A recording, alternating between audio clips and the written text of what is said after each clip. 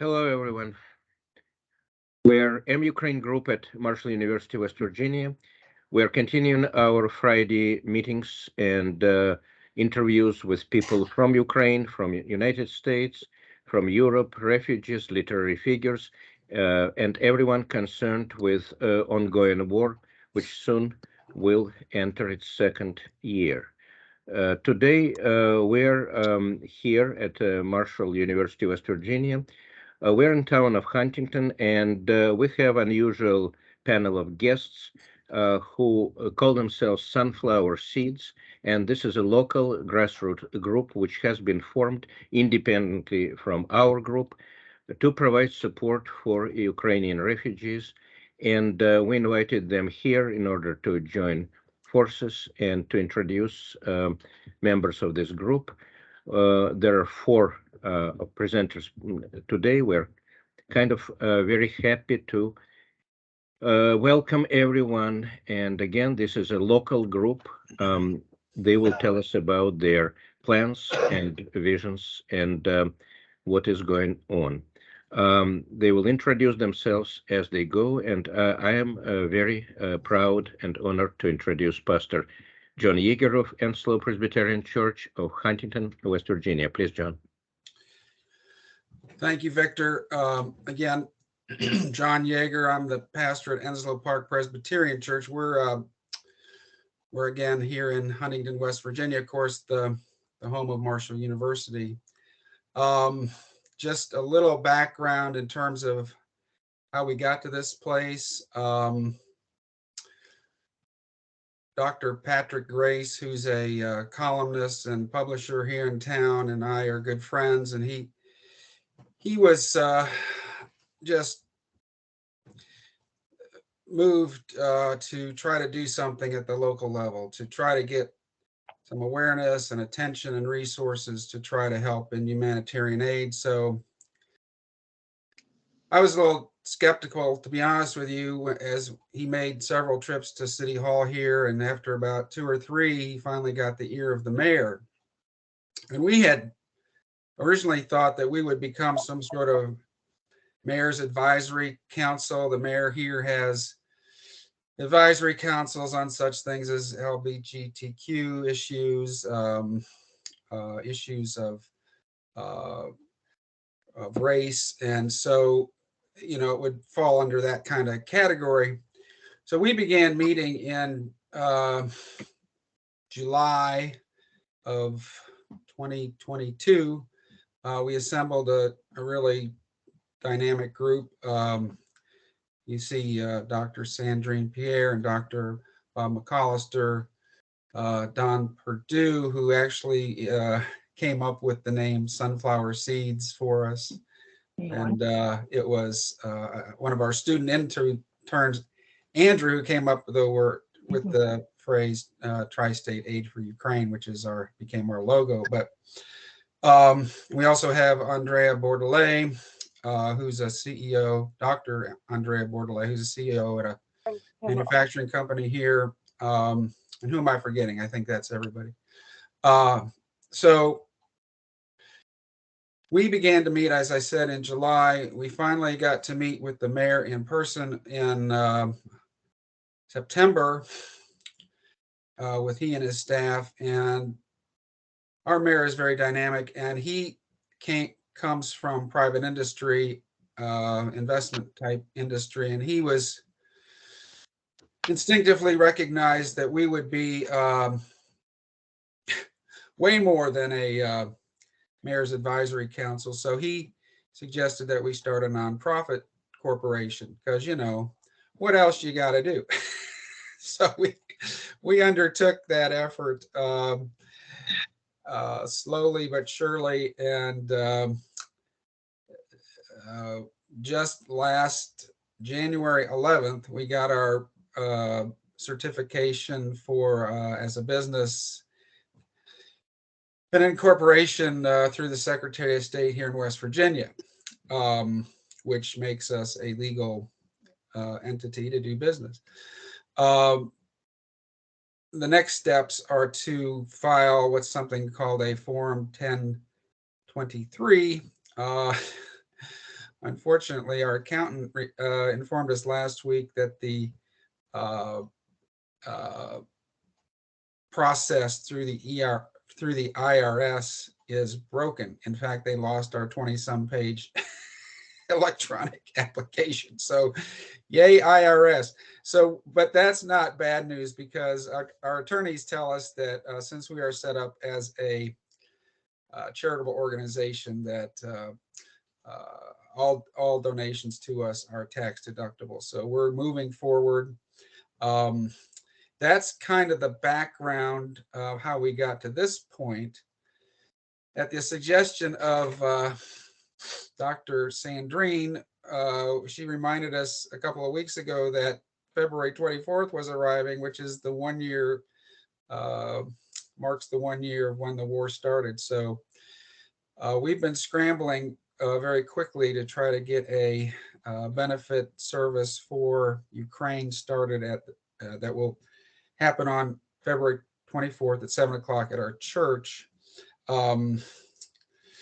So it's going to be very, it's going to be kind of our initial press, you might call it a, not a press conference, but our coming out party, so to speak, as Sunflower Seeds. So we have the mayor coming with a proclamation. I'm going to try to put up this graphic. Can you give me that control, Victor? Yes, one moment. Sure.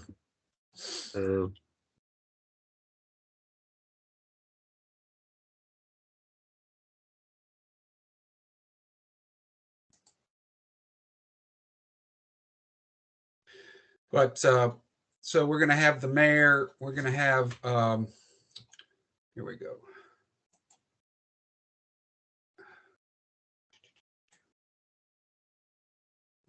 I did what you guys said yesterday. Let's start there. Wait a minute.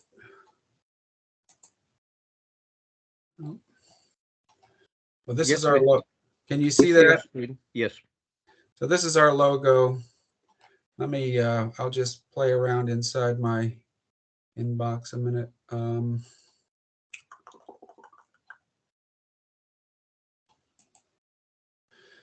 Okay, so there you see this is our little flyer, but this young lady who's holding the little child that's an actual picture from the refugee camp near Yaroslavl.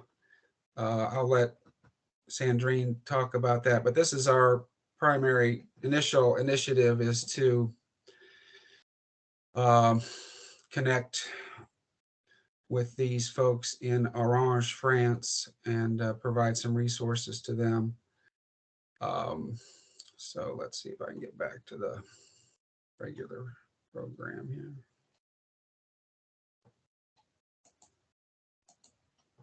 Okay, you can take me off, Victor, for now.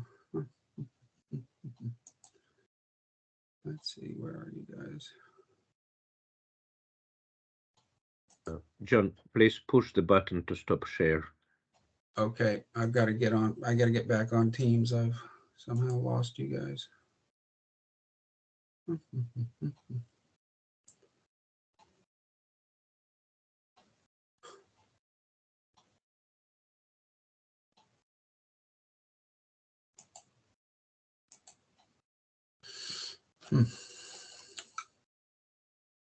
So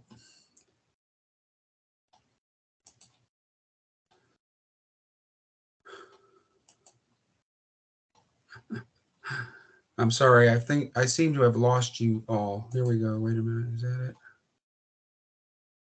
it? We still hear you, John. Yeah. Do you hear us? I hear you. You need to stop sharing your screen by pushing the arrow again. There we go. I'm sorry. There we go. Okay. Sorry. I lost you in my stuff. Okay. But the long story short, we're going to have, as I said, the mayor will speak during this service. We're going to have Dr. Robert McAllister, who will speak to us momentarily, Dr. Sandrine Pierre, and Victor Fett will be speaking as well.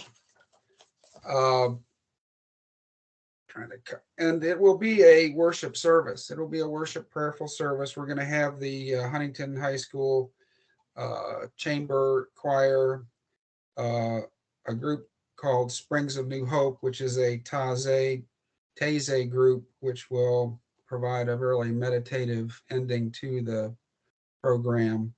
But we are unapologetically trying to raise money. So that's what we're going to do, I hope. And we will have opportunities for that to happen both during and after the event. And we'll also have a brief opportunity to have a little reception afterwards as well. So as I said, this is kind of our coming out party. And again, the emphasis is to be set up as a local entity to basically collect and redistribute funds for the humanitarian efforts. So that's our primary objective right now. And we, like I said, we're set up to do that. We've got all the wires connected with our bank account and Facebook and PayPal and website and everything that all that entails. So it's been an interesting couple of weeks we've had. But I will end now and address any questions, and then we can pass it to Sandrine. Thank you, John. Thank you very much. I think we can ask questions while people are watching. They can ask in chat, and then maybe we give opportunity to everyone from Sunflower Seeds to speak first, and then total questions to address to any of you. I introduce now Dr. Sandrine Pierre, who is in the same university as we are right now at Marshall University, West Virginia, city of Huntington, but she is also, as you see, the member of this newly founded group, Sunflower Seeds, and she has this family connection to France, and this shows us once again how international and, if you wish, diverse we can be even in Huntington, West Virginia. I'm sure that not many people heard in Huntington, West Virginia about Orange, France, the ancient Roman town, but Sandrine is, as I understand, from there. So please tell us about this connection and what it has to do with Ukraine and Poland. Victor, thank you very much. Thank you for the M-Ukraine group for organizing this series of webinars that have been very educative and very uplifting and informative. Thank you for inviting us. It's a pleasure to talk to you today, especially with the rest of our Sunflower group, which has been a great adventure, I think, and we're looking forward to working with you together for the greater good and to help people. I will share a few slides. Let's see how that goes. Okay, can you see my slides? He's got to give you the. Not yet, but okay. I think I gave you the rights. 1 second, let me check. I forgot to ask permission first. That's why. No, you are fine. You should be able to share right now if you press the share button. See if it works. Okay. Is it working? No. Not yet. Let me try again.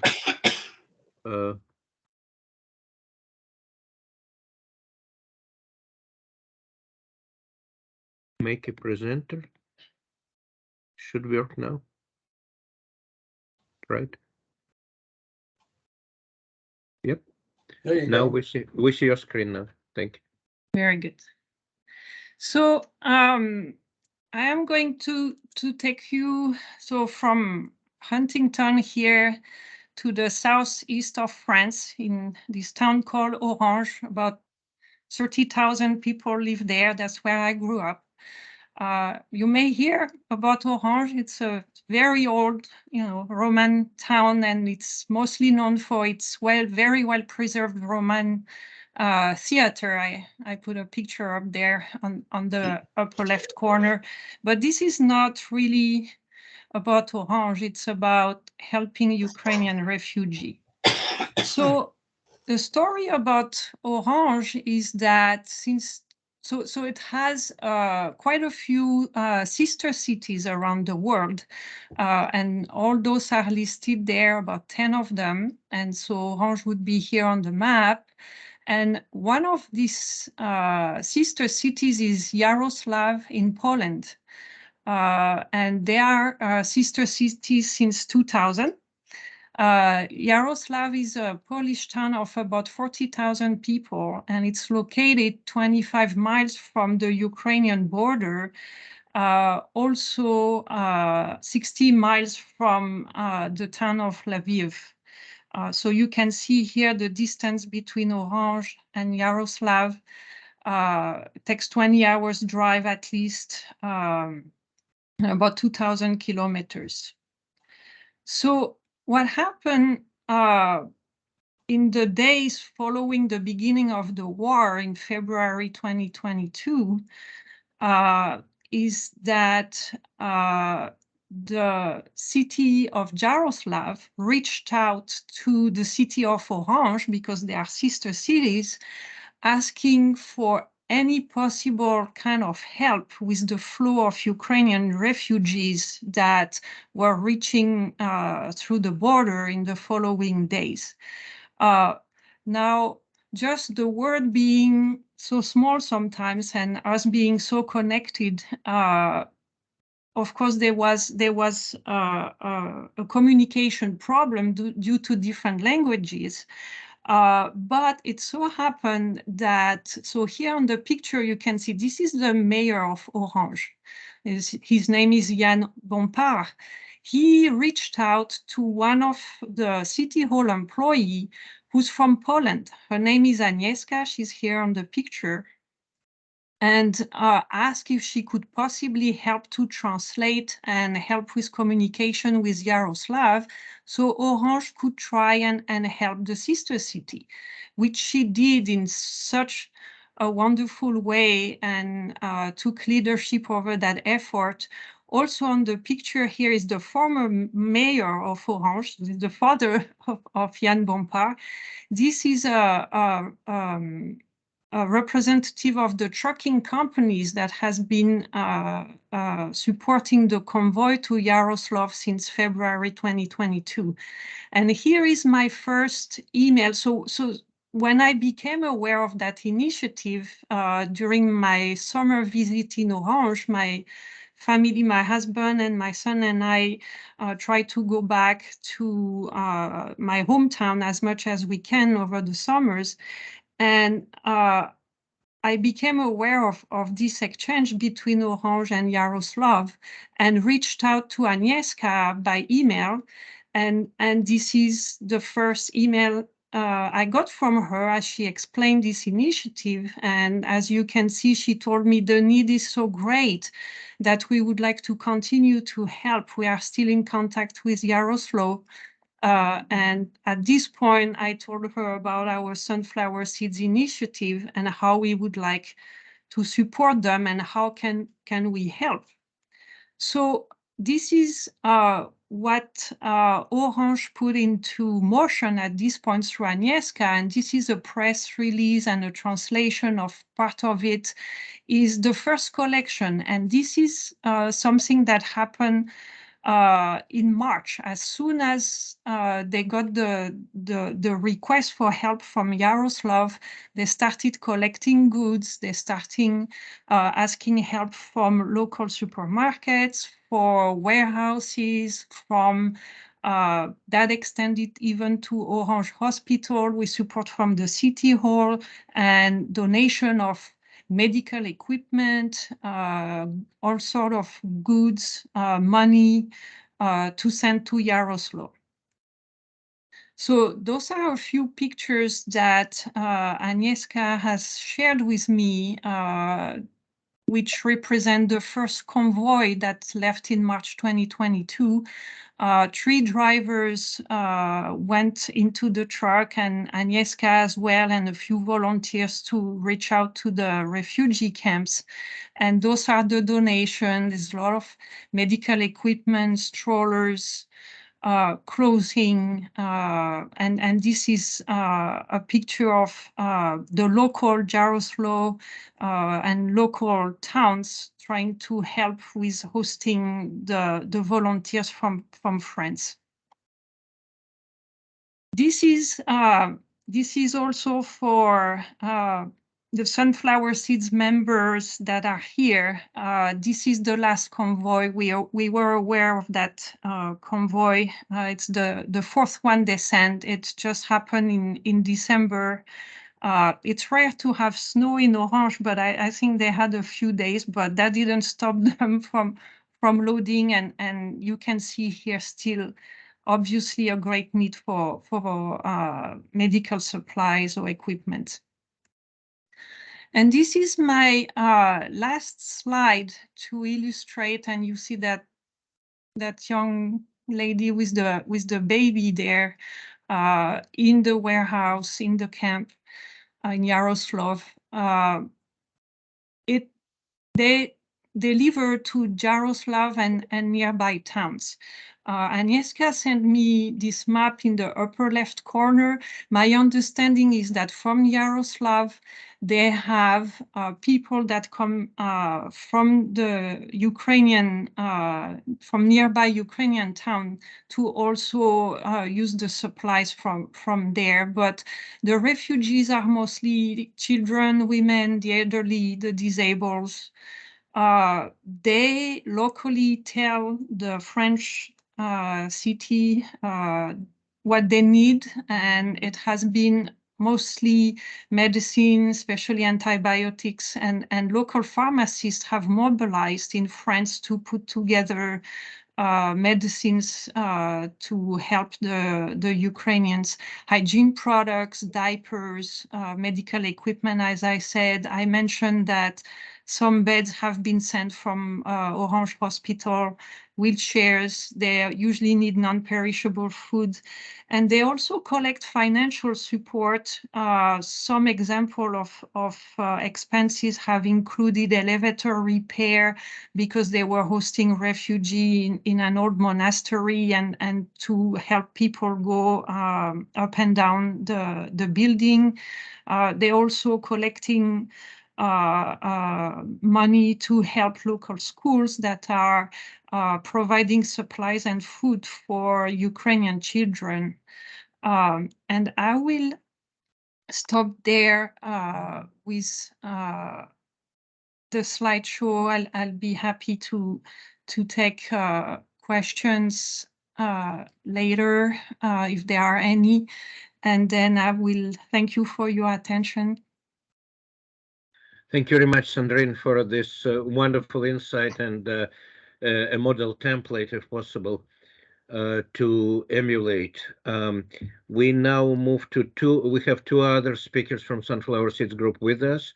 Please, Dr. McAllister, introduce yourself and tell us whatever you want. Okay. Hi, I'm Bob McAllister. First of all, I have to say it's really an honor to be a part of such an amazing group of people. For a while, I wasn't sure exactly what my role was going to be. John is so great at organizing and has done this kind of thing before, and I think he knows most of the people in Huntington. Sandrine has these incredible connections in Orange, allows us to get the aid to the people there, and Don, through his political background, has immense connections, and I think he knows everybody in West Virginia. Andrea is a business person who knows how to deal with money, and Patrick has great connections in journalism. It can help us get the word out. I guess that my role in Sunflower Seeds, because I have a PhD in international politics and studied national security policy.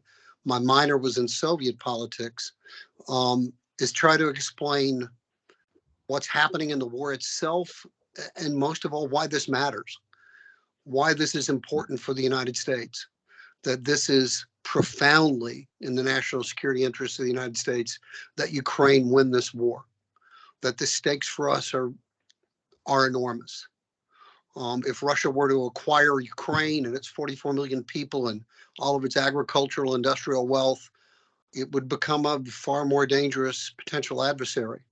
That acquiring Ukraine means that you could almost count that very soon Belarus and Moldova would be incorporated into Russia once again. And that would give Russia a much longer, a long border with our NATO allies in Romania and Poland and Lithuania. And you would be on the verge, and we learned this lesson in the 1930s and 1940s, that if you don't stand up to aggression, if you appease aggression, you end up with a much larger war. This is profoundly in America's national security interests. Putin has tried to use nuclear weapons as a shield, the threat of using nuclear weapons as a way to frighten other countries into allowing him to get away with this aggression. What would happen if we were allowed this to succeed is that other nuclear countries like China, who is very interested in Taiwan, could take exactly the same kind of strategy. That the Chinese could see that this gave them the opportunity that if the United States wouldn't stand up to Russia and Ukraine, then the incorporation of Taiwan would be much easier. This is really in our national security interests. Another thing is the Ukraine standing up for democracy. Russia's the face of fascism in the 21st century. They've been aiding fascist groups all across Europe. In Germany, in Italy, in Austria, in Hungary, even in France. They have been aiding these groups that if they're not fascist, they're fascist adjacent. They've undermined democracy wherever. And Ukraine is not only standing up for their democracy, they're standing up for ours as well in the democratic movement around the world. And the last thing I try to explain to people is that this is a genocidal war. That Putin does not acknowledge that Ukraine has the right to exist, that the Ukrainians are a separate people. When you see what his plans were, if he were to win, show trials and purges, and we know all this now. We've acquired these, what their plans were if they won this war. That this was a truly horrific thing, that this is a price that the Western world and the world in general can't pay. That for the last 75 years, we have had the longest period of great power peace since the rise of the nation state, and that is now threatened by these actions. And the thing that this organization is set up to take care of is the immense suffering that Vladimir Putin's aggression has created. We are now up to almost 8.1 million refugees. These are numbers from just a few days ago from the UN High Commissioner for Refugees. About 4.8 million of those people are in Europe under the EU's temporary protective services. You've got another 5.9 million people within Ukraine that have been displaced. And overall, the UN High Commissioner for Refugees believes that about 17.6 million people are now in need of help. And that's what we're trying to do. And the last thing that shows just how much this is a really genocidal operation is that something on the order, and the new estimate is, and it just came out a few months ago, that the Russians have deported about 2.5 million Ukrainians back to Russia, putting them in what they call filtration camps, a word that truly belongs in the 1930s and 1940s. 500,000 children. The stakes here are too high for us to ignore, and it's really an honor to be part of an organization that's trying to do something about that.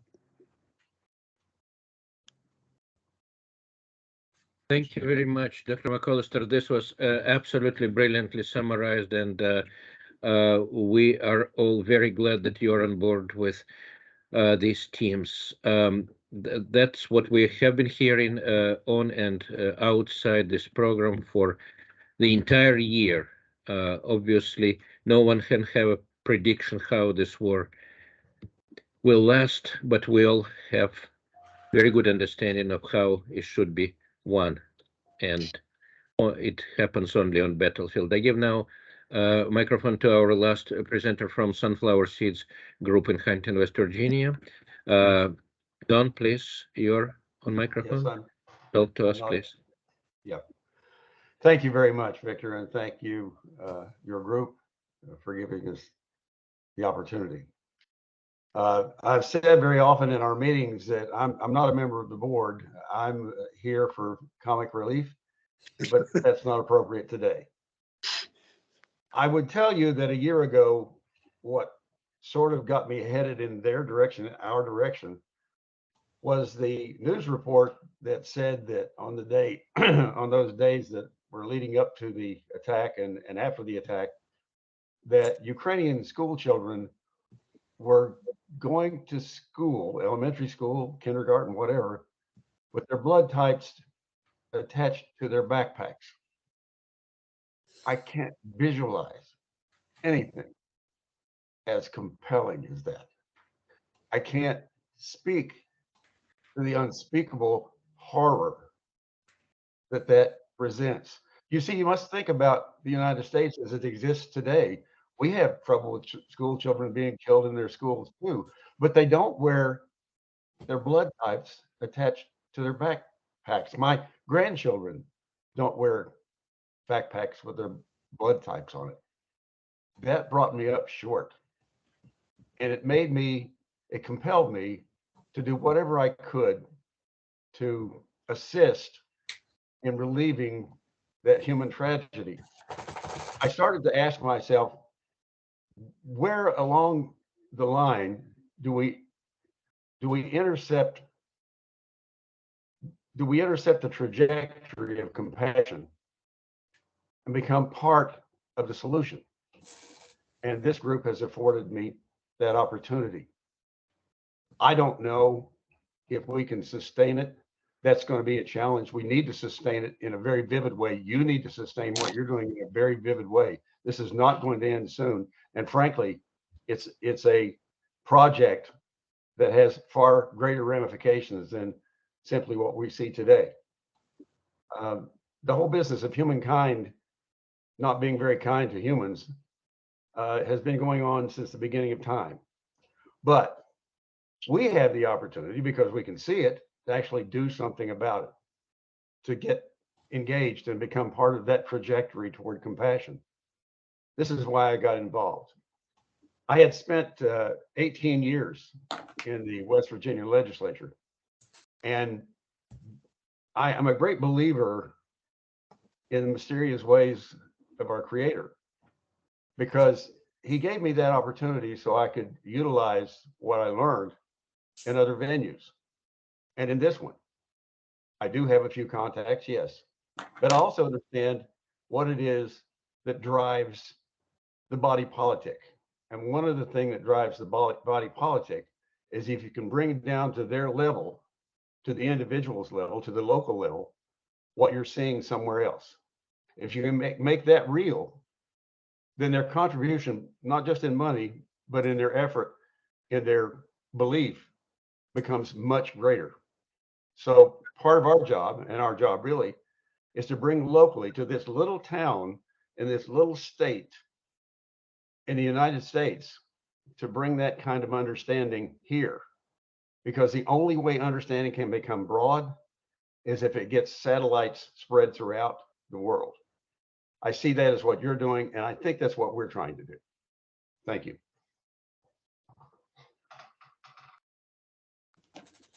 Thank you very much, Don. We thank you all. This was very well said, and I'm sure our viewers and panel have questions right now. I just wanted to direct those questions and discussion.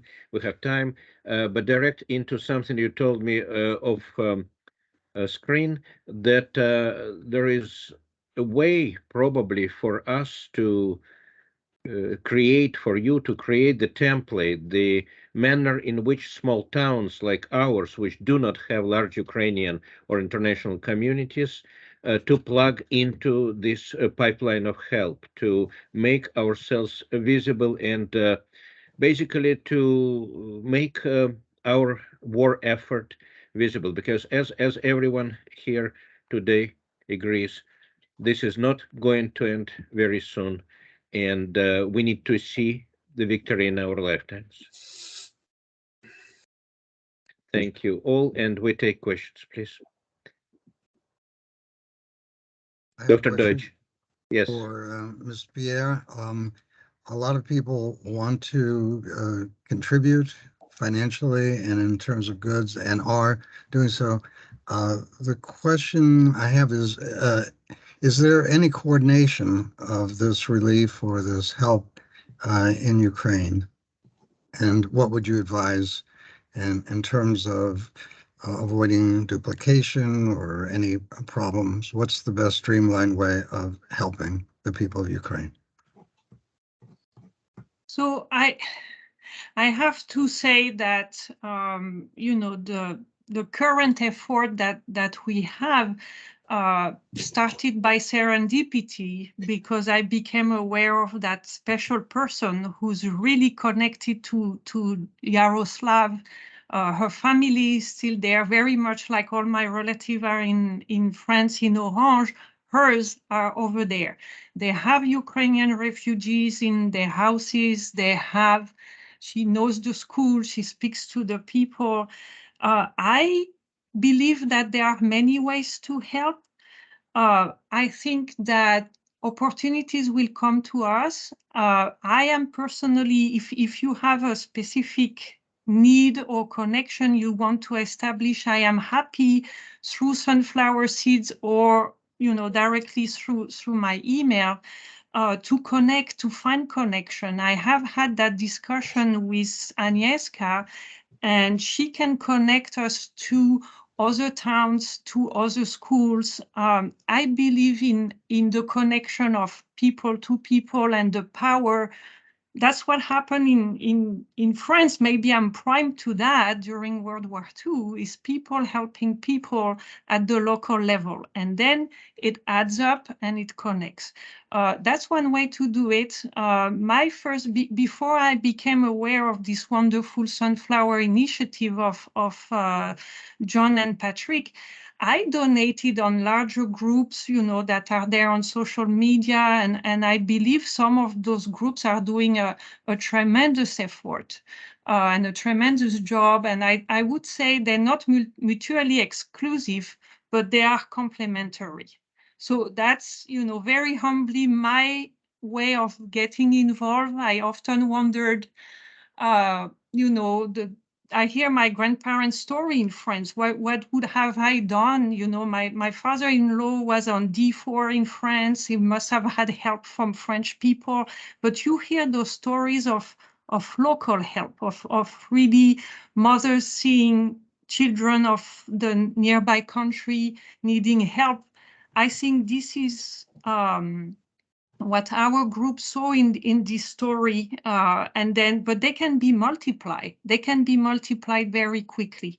I hope I answer your question, Dr. Judge, but I'm happy to elaborate more. Thank you. Thank you, Sandrine. On our experience, in our case, over this year, we also established direct connections with local volunteers in Ukraine. Several were on our programs. They have full responsibility and accountability. And it looks like for small groups like ours and local effort could be better funneled to small volunteer groups without any middlemen or interspersion of government agencies, because we have this help which is not diluted or delayed. We have not operated as a non-profit group. We don't have a formal status. It's all person to person, basically. Money to Ukraine, however, can be easily sent by PayPal. by MoneyGram, technically they get these messages on their phone, and their bank accounts are on their phones. They don't have to go anywhere, and they can buy things over there. So we're participating in a collection of things. Many of people here contributed, but actual clothes had to be sent by sea shipment, by containers. That's a longer story. But immediate monetary help is what they need. And we on Facebook, I get daily requests from our volunteers, which people can see on our donation page. There are several groups.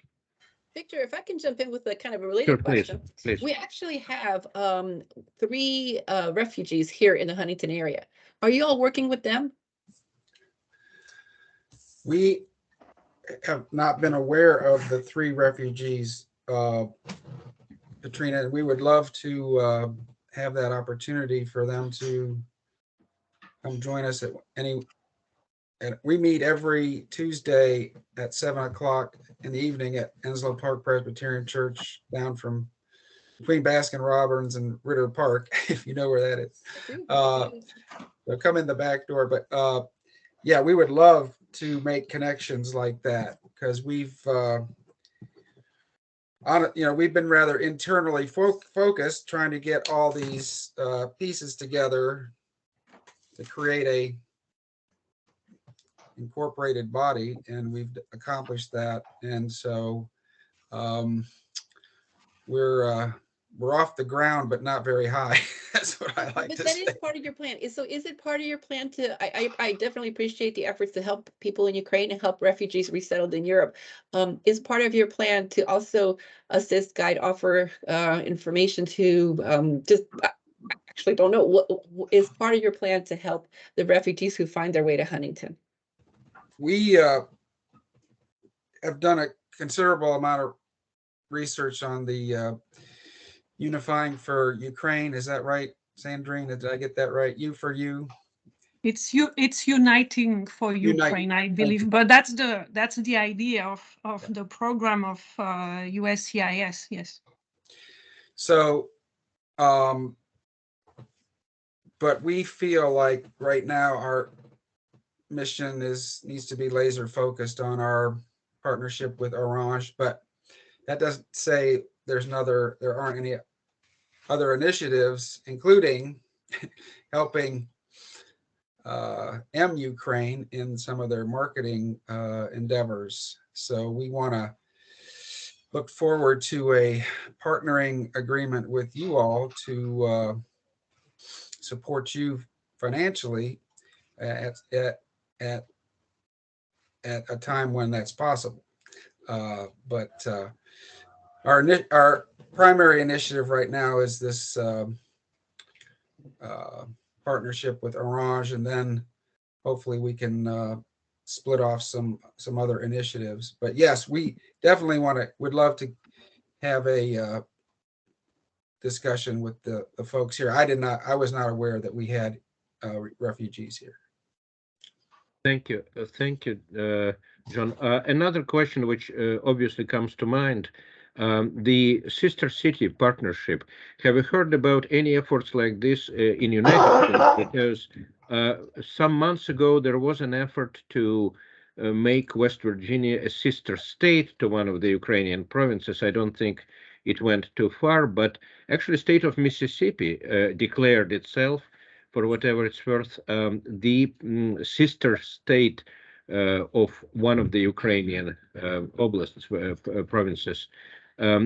Programs exist. In fact, Charleston, West Virginia has a sister city for many years in Slovakia. And I don't know how well those work, but they had worked for cultural exchange in peaceful times. So why shouldn't sister cities program, which are well established, work for war effort? Well, maybe sure. one aspect of the research, when we looked a little bit into the sister city program, which has a goal of maintaining peace, but I think even during a war it could be established. The one thing that my take-home message was that, interestingly, Huntington, West Virginia doesn't have a sister city. So maybe, you know, that's an interesting, valuable effort to put forward.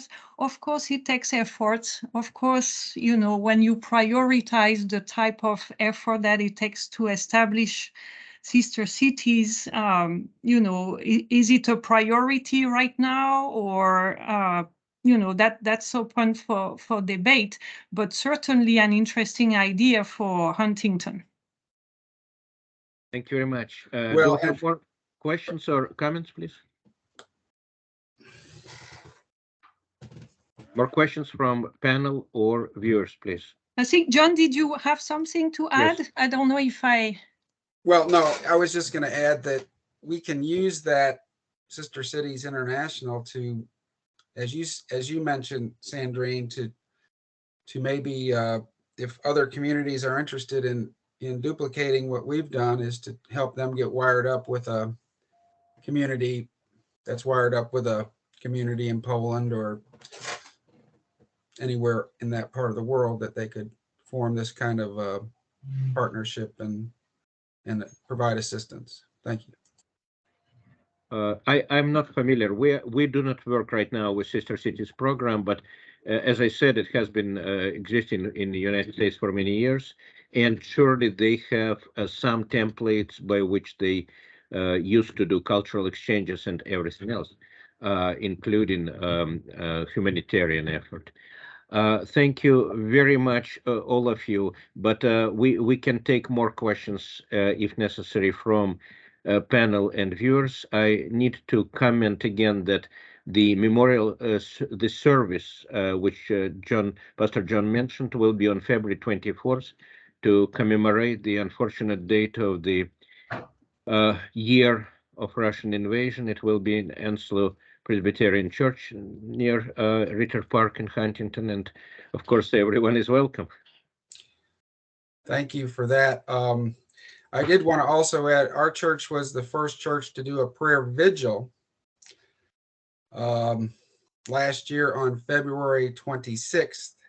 That's 2 days after the war started. And I say this, it's funny, not funny, but the comment was made back then that we needed to get the prayer vigil done in a hurry because we didn't know if the war would last till Sunday. That was, so we had it on Saturday. But the Ukrainian people have definitely shown us what courage and fearlessness and unity can do. It's literally, I mean, we think of Thermopylae and the Greeks and so on. It's almost similar. Thank you. Thank you, John. Thermopylae was on my mind on February 25th as well, when the 300 Spartans and the plans of Russia to take Kiev in 3 days. Both are historical events, of course, for us. Thank you, friends, and God bless you, and God bless Ukraine and America, I should say. I feel like in fall 1939, or maybe already 1940. We will have Dr. McAllister scheduled for Ukraine presentation separately in March to give us more ideas. Right now, I see that we have some chat comments relevant to your presentation. Let me briefly relate to those. Our guest says there's an idea if we message local businesses, schools, churches through letter, Facebook, emails, through social media, asking them to share what they have done or are doing for Ukraine. So we can have a feedback from the panel, and then maybe this communication would encourage those who haven't done anything to do something. That's a great idea, and somebody, of course, may use this. And please talk to us, write to us, and to Sunflower Seeds. I have a couple of other general comments here if we have time. One question which somebody may know at this point, answer to, will there be a one-year anniversary candlelight vigil at Marshall University? Is there, that's a question probably for Katerina, is there something which could be coordinated with art department and having Ukrainian display at student center or elsewhere on campus? It's time to do something like this because it's in 2 weeks. That will be up to student affairs. That Mhm. will We be, could- that will be up to student affairs, the vice president for student affairs' office. But if we could get some connections, we'd be happy to have all the students come to our program that evening. We'll go outside if we have to. Thank you, John. Thank you all once again for this wonderful presentation, for the first opportunity to communicate with us and with others. We are here every Friday, and it soon will be 1 year of our programs. And right now, in next presentation, we have Dr. Leonid Rudnytzky from Philadelphia, with few words on how refugee help is going on in larger Philadelphia, which has one of the largest Ukrainian communities in United States, and that's where Dr. Shrey grew up. Please, Katerina, introduce us again to Dr. Rudnytzky and his guest, if we have a guest. Thank you. You're muted, Katerina. Thank you. Now, sadly, welcoming refugees is nothing new. As far back as the 1960s, and even before that, the major cities in the northern US, Philadelphia, New York, Chicago, Detroit, as well as Toronto, Canada, had large, flourishing immigrant enclaves, and that included a large, thriving Ukrainian community in Philadelphia. And that population now, in turn, welcomes a new wave of refugees. So joining us to continue the discussion about the refugee experience is Professor Leonid Rudnytzky, a semi-retired professor and good friend of our program, frequent guest in our program. Over the course of his career, Dr. Rudnytzky has served as president of the Shevchenko Scientific Society, host of the Voice of the Ukrainian Diaspora radio broadcast, and head of the Saint Sophia Religious Association of Ukrainian Catholics. Our viewers in Western Ukraine will recognize him from lectures at their universities and other collaborations. He joins us now from Philadelphia. Dr. Rudnytzky, welcome. Thank you very much. It's truly a pleasure. I've listened to the presentations and I am elated that there is so much interest and so much effort is being placed for the Ukrainian cause. 70 years ago, you experienced very similar circumstances to what our fellow Ukrainians are experiencing today, right? So watching the news has to be very hard for you. Yes, it is, because memories well up.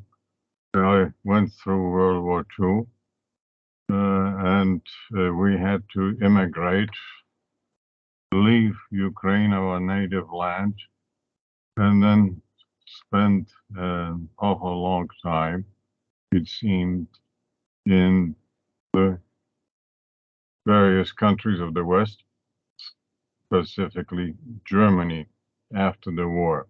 But once the war was over, the Ukrainians organized themselves, and what began then an immigration to Canada and the United States. That was the so-called second wave of the Ukrainian immigration, to displaced persons, DPs, and I'm a part of it. I was at the age of 16 when I came to the United States, and at that time, the Ukrainian cause or the Ukrainian nationality was not really very well known, although much had been done by the first immigration wave, much in terms of establishing as religious and social life. And religious life was especially kind of the preserver of the Ukrainian identity outside of Ukraine.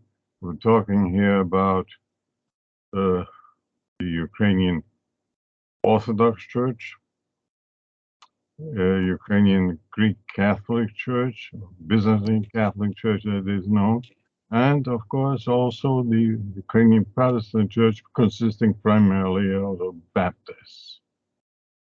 Here was the opportunity also to establish the Ukrainian name and identity in the consciousness of the American people. When we came, this is talking about immigration now, 1947, 48, 50.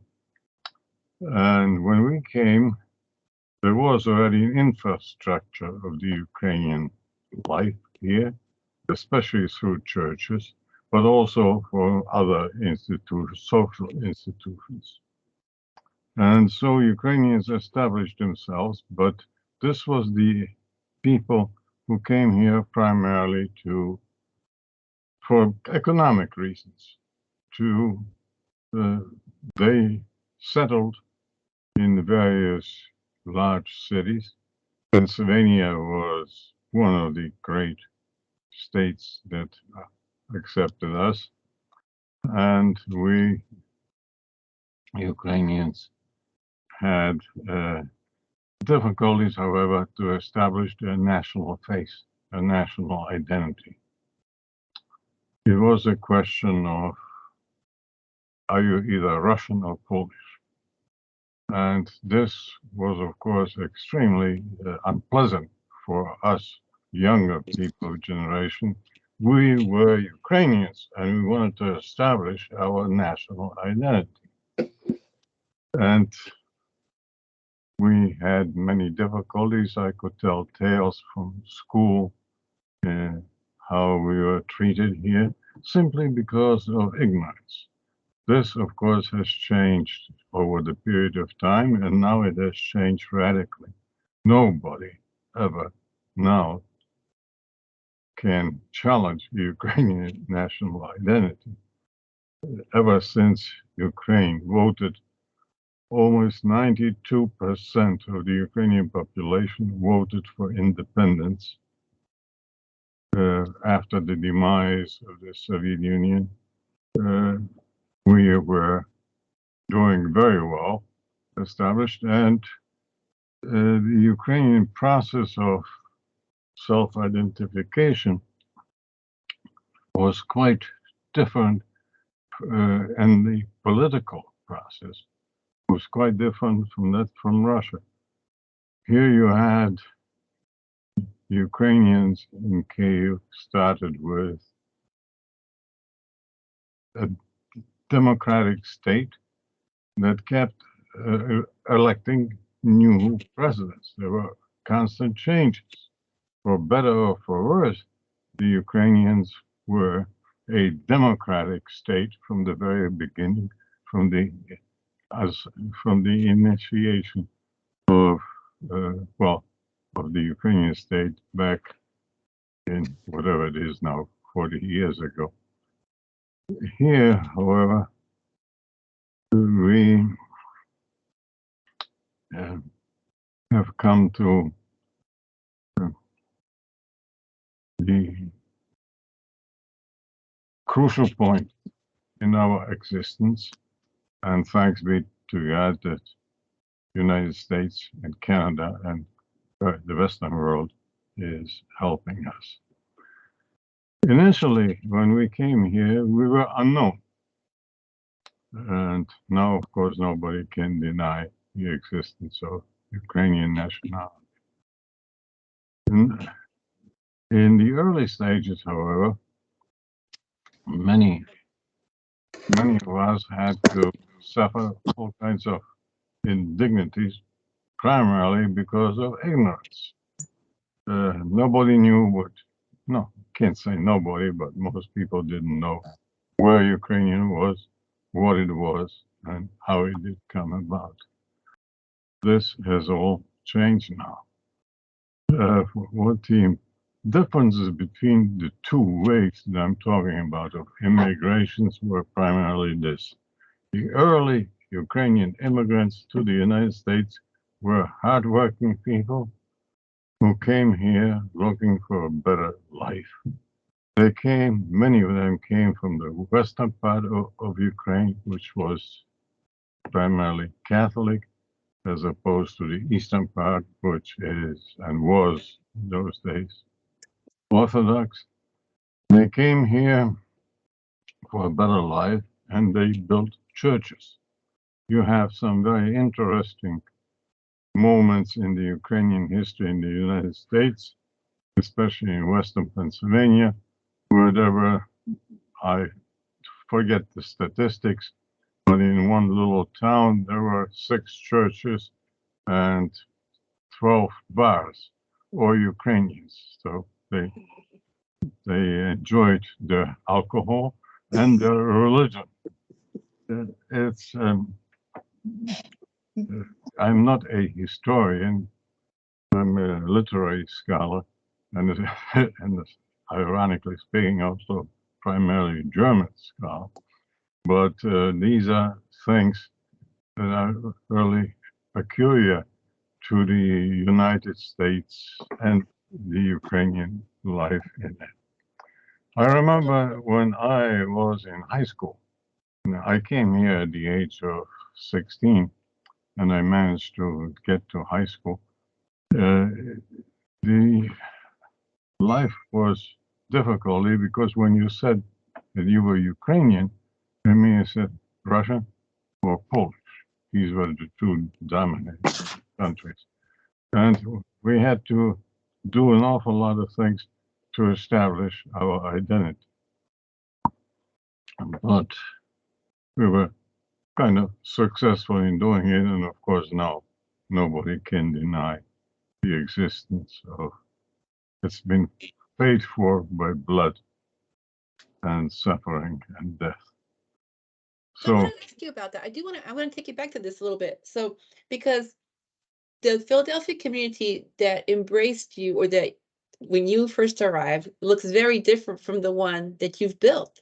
There is so much more. You mentioned churches, but now in addition to churches, there are both local and bar. In addition to churches and bars, there are now all sorts of institutions. There are stores in which you can speak Ukrainian in Philadelphia. There are the Shevchenko Scientific Society has an impressive presence in New York. The Saint Sophia Association of Religious Catholics has offices and I believe every northern American city has a Ukrainian credit union and a Ukrainian school. And this is all that your generation built. You built upon what was here when you arrived.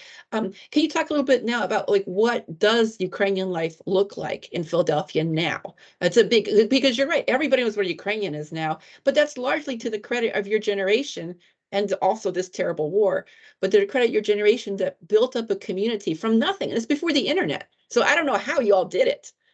But you did. You created a very thriving community there in Philadelphia. Well, yes, but not to take away the credit from the initial immigrants that came, but the first wave or even before that, our generation was a more intellectual, if I may say so, intellectual immigration in terms of professions, doctors, physicians, that is, lawyers who couldn't practice first because of the difference between the American law, etc. And in general, professors. So, and they, however, were able to establish themselves here. So that the Ukrainian community became well known in American life gradually throughout. But today, of course, the situation is different. But some of the differences in those days, for example, I went to a Catholic school. And the Catholics, of course, Roman Catholic, good educational system. But when I was asked once who my grandfather was, I forget how, and I said he was a priest because the Ukrainian Catholics, I was almost, thrown out of school, that I was lying. How could I be a Catholic and have a priest in my ancestry? There's a difference. The American situation at that time was much more conservative. They did know very, very little about the European East.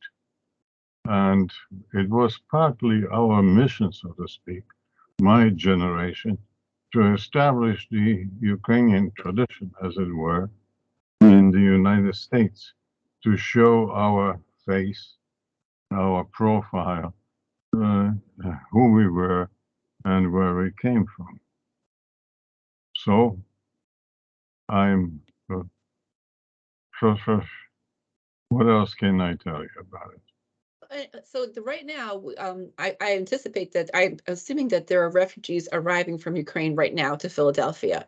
Yeah, well, there are centers that has been, I think, not only in Philadelphia, but in all major cities.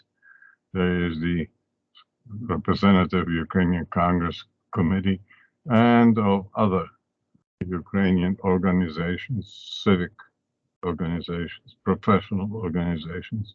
We're part of the American way of life, and there is now the infrastructure which enables us to take in a number of immigrants and to help them to adjust to American way of life.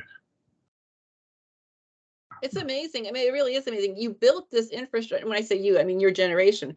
And I am a product of the work of your generation. There's many people like me who grew up Ukrainian American. You raised us speaking Ukrainian. We grew up in Ukrainian churches, Ukrainian scouting programs, Ukrainian dance lessons, everything. You built that infrastructure. I assumed it was for us, for the next generation to kind of maintain their heritage and understand where they came from. But it turns out that infrastructure is now a very powerful safety net and soft cushion landing for people coming from Ukraine right now who can, in the northern cities at least, find themselves surrounded by other Ukrainians who completely understand what they're going through and what they're suffering. So thank you. I mean, that's really an amazing thing your generation has done. You've put into place not just the physical infrastructure, but also you've established relationships with elected officials in the various cities. I mean, you've established a network of banks and things like that. So it's a wonderful thing we've done. Yeah, we could have.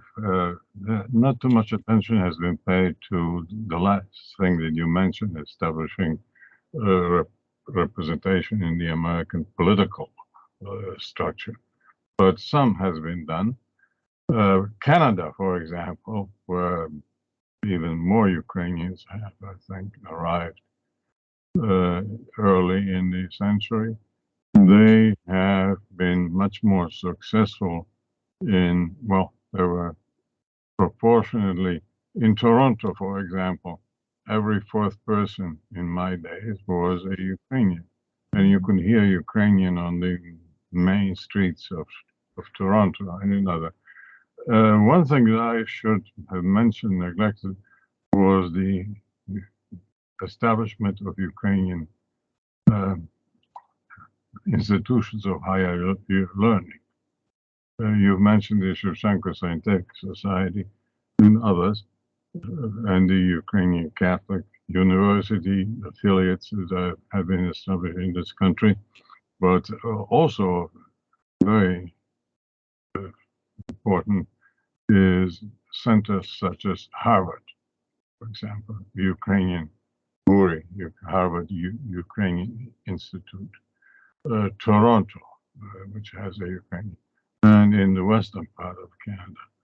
So that is the contribution primarily of my wave of generation.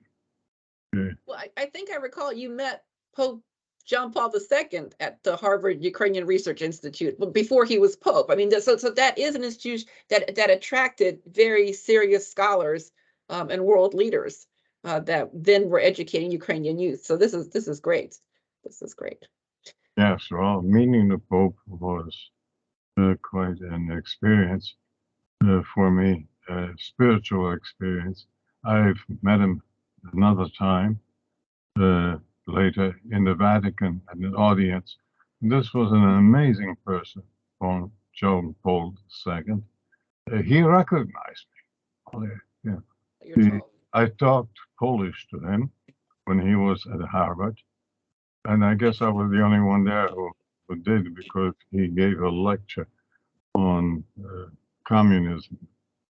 And he remembered me and pointed a finger at me like this, and I even have a picture to prove it. Yeah. So that, among other things, people that I've met over my long life just stay in my mind.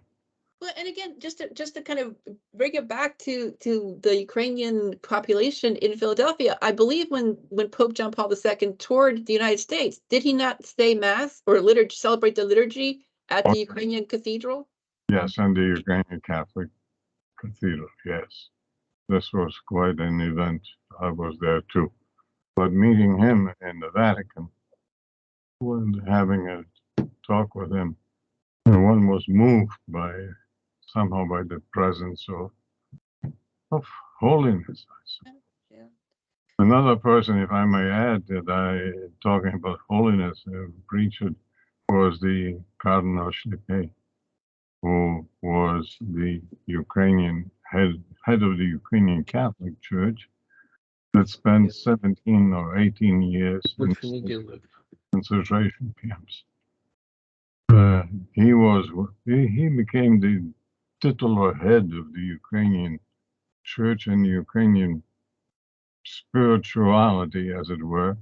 And to him and people like him, Ukraine owes its survival as an independent nation.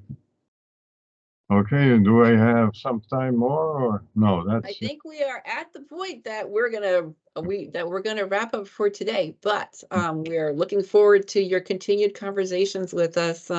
Thank you for the context, the history, the background, the meaning behind so much of these efforts. The structures that we talked about that you set in place are all doing outreach back to Ukraine. So very much like the Sunflower Seeds effort, there's a lot of local efforts that have adopted a city. For example, Ternopil is a city to which organizations that I know you're associated with have sent a lot of resources. And this is all good. These little efforts are really good, and they are possible because of the work of your generation. So thank you. I'm going to conclude this part of the show and turn it back over to Victor. Thank you for talking with us, as always. Thank you. Thank you very much, Pan Rudnytzky, Dr. Rudnytzky. We are always so glad that you are with us on this program, and we all are absolutely in awe of your experience and wisdom. And I have heard many beautiful words from our viewers about you. Thank you. Thank you. And for me, it's been a great experience listening to your program today, because, this is the sort of thing, especially older people like myself, actually not older, but old people like myself, need to hear it. And there are other people than us local youths who are defending our cause, fighting for our cause. Thank you very much. Thank you. Before we conclude, I would like to read a couple of messages we now have in chat, and also to comment that in our next broadcasts, we will definitely have feedback from our volunteers, from some of them from Ukraine, talking about their current efforts. We do it periodically on this program. In chat, I see an interesting comment from one of our viewers. She says that, one second, it's a long comment. I will read some of it. She says, I can't tell you how amazed, uplifted, and enlightened I feel from watching your panel discussions. I feel connected to international community. They are well-rounded episodes. I have loved learning about Ukrainian culture, people, powerful poetry, specifics on what donated items are needed and why. I love the details, like how Ukrainians removed road signs to confuse Russian soldiers, how Russian foreign intelligence actually increased after the Cold War, and the psyche of the Russian people. The chronology you give on your website is great for people who only stream TV and don't get regular news. I know you are sharing these panel discussions with history students, but if you haven't already, please share the poetry sessions with poetry professors at Marshall so they can share them with their students. Thank you so much from all our hearts. And once again, we wish for victory, which can be achieved today on the battlefield. We are here at Ukraine every Friday, and please, Dr. Shea, give our customary greeting to our Ukrainian viewers. Дорогі браття і сестри в Україні, ми зберігаємо вас в наших щоденних думках і молитвах. Ми є свідки вашого страшного терпіння і молимося за кінець цієї страшної війни. Нехай наш милосердний Бог тримає вас у своїй опіці. До наступного тижня. Прощаємося. Слава Україні! Goodbye. Героям слава. Ukraine, Slava.